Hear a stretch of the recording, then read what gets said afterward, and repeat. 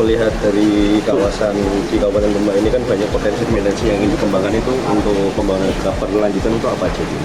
Ya, tadi sudah kita diskusikan dalam forum SDR, di mana kita akan merevisi perda RTRW kita karena memang kondisi yang memang kondisi alam seperti kalau terdapat rop, kemudian iklim investasi yang begitu tinggi dan tentunya instruksi dari pusat untuk berinvestasi.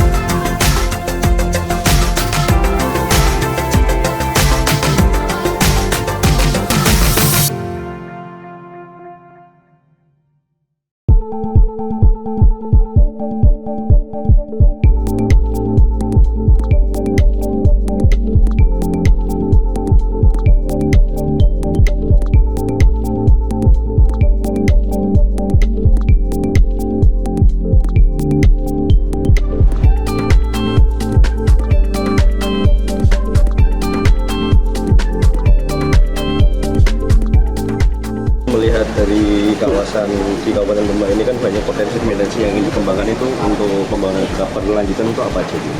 Ya, tadi sudah kita diskusikan dalam forum SDR, di mana kita akan merevisi perda RTRW kita karena memang kondisi yang memang kondisi alam seperti kalau terdapat rop, kemudian iklim investasi yang begitu tinggi dan tentunya instruksi dari pusat untuk berinvestasi. Nah, ini yang tentunya harus kita buka seluas-luasnya, tetapi lahan sawah dilindunginya yang tidak bisa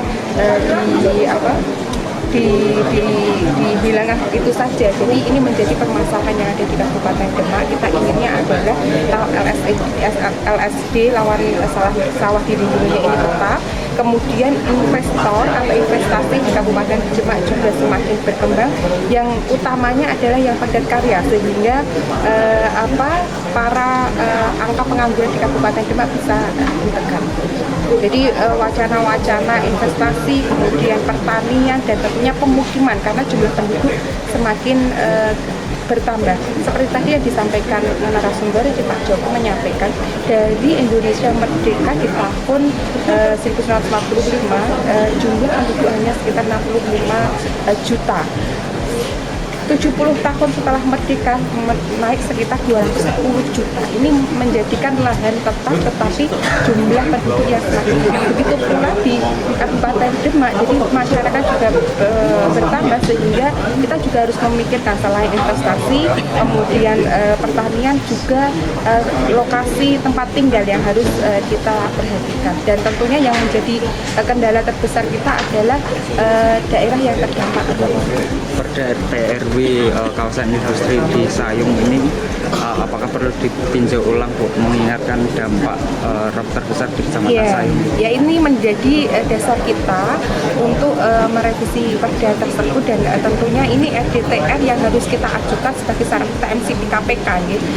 Ini memang kondisi yang dulu dibuat saat tahun 2020, Perda nomor 1 tahun 2020 tentang RTRW ini juga belum mencakup atau bisa menerjemahkan Undang-Undang Cipta Kerja, sehingga kita harus memikirkan semua hal tersebut, di mana lokasi atau kawasan industri berada di Sayung.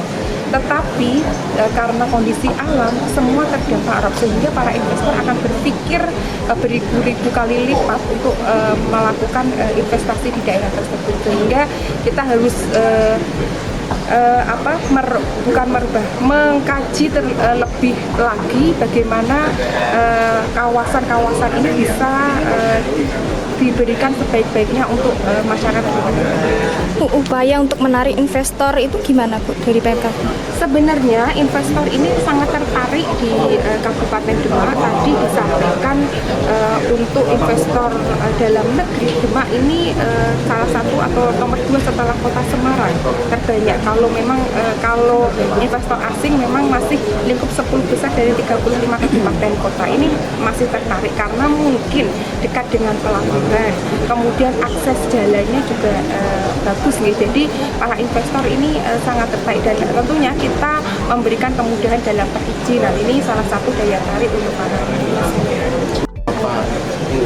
investor ini kan berdampak sekali. Iya, ini insya Allah minggu depan kita akan paparan ke kementerian terkait berkaitan dengan LSD yang tentunya kita akan memaparkan di mana lahan-lahan yang sudah tidak produktif, tetapi di STRI di tahun 2020 itu sudah masuk zonanya hijau, tetapi secara kegunaan tidak produktif. Nanti kita akan kaji lebih mendalam bagaimana mungkin, karena kalau dihitung-hitung secara perekonomian 50 kali lipat kalau industri dibandingkan dengan hutannya, tetapi kita tidak bisa menghilangkan lahan pertanian tersebut. Ini masih menjadi kajian kita sehingga ada keseimbangan antara investor dan lahan pertanian dan pemukiman. Jadi kita memperhatikan hal tersebut, tidak hilang dari pemikiran kita untuk mengatasi lockdown.